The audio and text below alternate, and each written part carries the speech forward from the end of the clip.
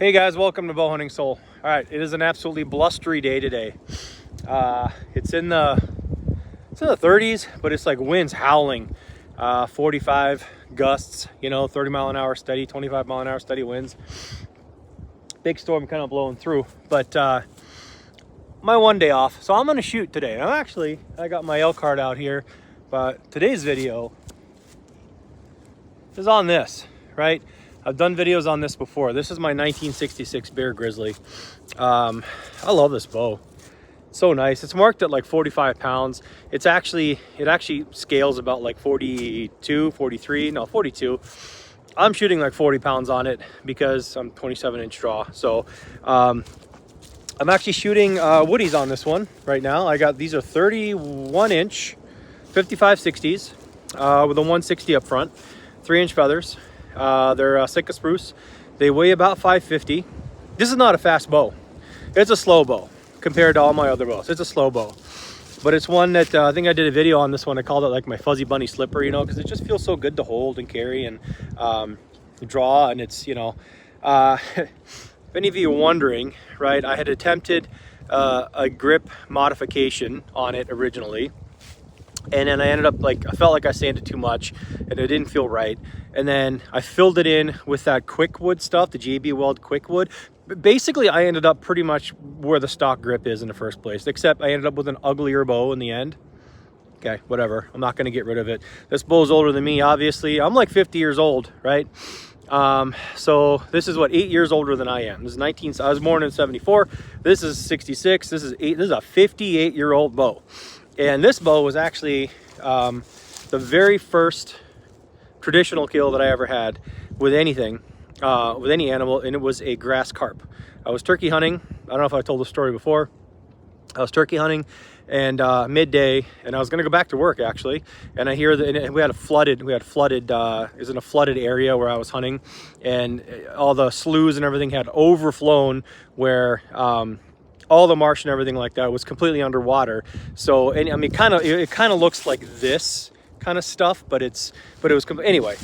And I hear this croaking and creaking and groaning. It sounds like a bunch of bullfrogs. And I'm going, what is that? So I walk over to the edge. I just had my normal 18-inch boots on, lacrosse boots on, and there's carp. And it's obviously because the rivers had overflowed, everything had flooded out into the marsh areas and the sloughs. It was all underwater. But there was like little pools, I could see like little pools like here and there. And like maybe from here to there-ish, maybe there was one roiling around. I had a field point with me.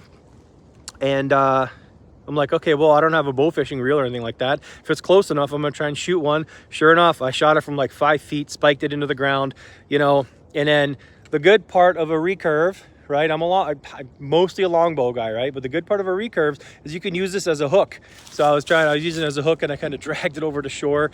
The arrow was still sticking out of it, and that was my first traditional kill. And yeah, well, that's whatever. That's the only fish I've shot with a bow. I do have a bow fishing reel now, but I never go bow fishing. But anyway, so this bow kind of has some sentimental value. Plus, I mean, the history of this thing. Who owned it before me? What did it do? What animals did it take? It probably took a whole lot more animals than I ever do. But, anyway, we're going to shoot a little bit here, okay? It's windy as hell. Like the trees are swaying. I don't know if you can see that. Probably not. But it's, you're going to see crappy arrow flight. But my arrows, my setup for this elk cart is killer. 30 same arrow. That's a 30-inch with a 190, and it actually takes a 210-ish approximately wide Ace Super Express. This is going to take the 160 standard. It's in there right now. I'm not going to pull it out because I'm holding the phone in my hand, and these are 160s and 31-inch long. I know these fly beautiful because I've shot them on perfectly calm days. These are nice, perfect setups. But they're going to fly sideways. You're just going to see them fly sideways. But I just wanted to kind of take you along on the joy of shooting this bow. All right, I'm going to set you down, and you're on your little spidery tripod thing over here, so you might tip over. I don't know. We're just having fun today. All right, here we go. None of these shots are going to be very long, by the way.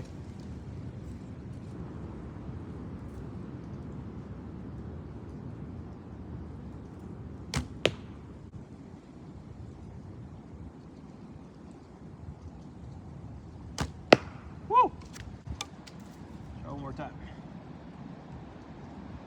There's a big gust coming right now.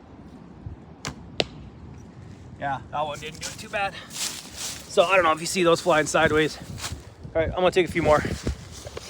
All right, so there's a bear there. There, yeah, there's a bear right there. I'm gonna set you on here, turn you around, you'll be facing that way. Or maybe toward me, whatever, I don't know, we'll see.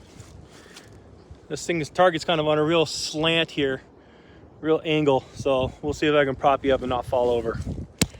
All right, you're gonna be looking at me shooting past you. Hopefully I don't shoot my phone. Never know.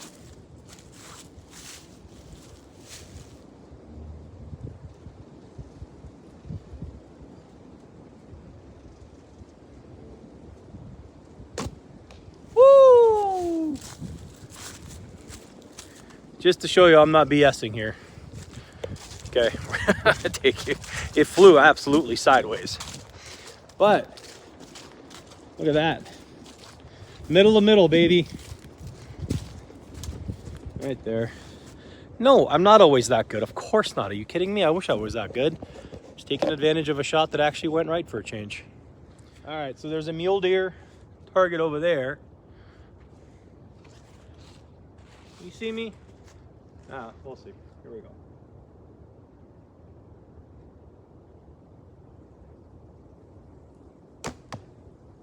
That one went nice. Did you see how nice that sounds? You know, when I first started shooting woods, I was like, man, everyone says woodies are quieter. You know, they're softer shooting, they're quieter. And I was like, nah, not really. Heck, I'm eating my words. They kind of are. Okay? I'm eating my words. They kind of are. They are actually, you can hear them. It is quieter. And it does have a, here, I'm going to set you down. Hold on. I'm trying to do 4 things at once here with like frozen hands. It is quieter. It's more of a little dull thump, I guess, if it were. Look at all this poop, by the way. Look at that. This whole area, all the way around. All the way around. And then up there is where you see me shooting a lot of other videos too, and the big part of the, like the open kind of, big open range, you know, not this walking part of it. Just piles and piles and piles and piles and piles of poop up there. Guess the deer use this at night. They do hold hunts here. Never been able to apply for one. But they do hold like urban management kind of hunt stuff over here. So anyway, back to the wood thing, man. I'm really enjoying this whole wood pursuit I'm going down. I don't know what you'd call it, pursuit or experiment, whatever. I'm having a blast. It's actually a lot of fun. I'm actually liking straightening them. I'm actually liking dipping them, staining them. Like I said, my half-ass cresting job that I do with a Sharpie, right? I mean, even all that stuff is kind of fun. So, all right, I'm gonna keep shooting. All right, so there's a gobbler behind me at 15 yards.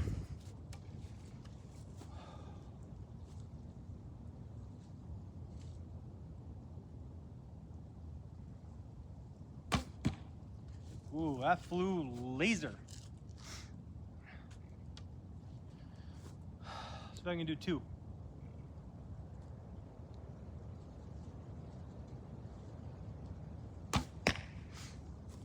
Not too bad. Not too bad.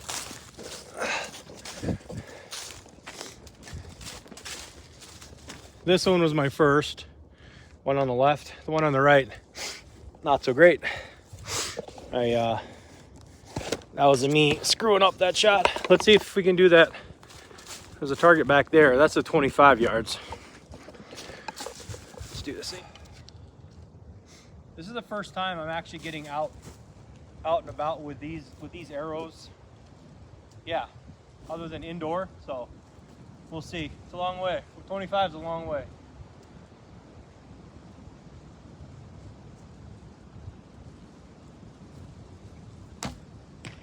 Ho, ho, ho. Okay.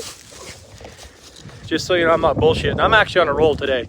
You guys know, you watch enough of me shoot. I do not shoot this good all the time. That did fly sideways at 25 yards from me. is far, so I'm maybe, oh, 1.5 inches from where I wanted to be. But that did fly sideways because I got the wind coming this way.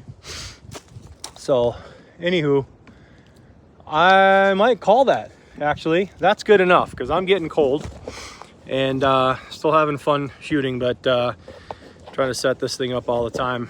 I think I'm going to count my blessings on having a good shooting day and call it a day before I start embarrassing myself like I usually do. So anyway, the value of an old bow. I did a video, last year sometime. I had a Browning Explorer 1 that was gifted to me by a friend.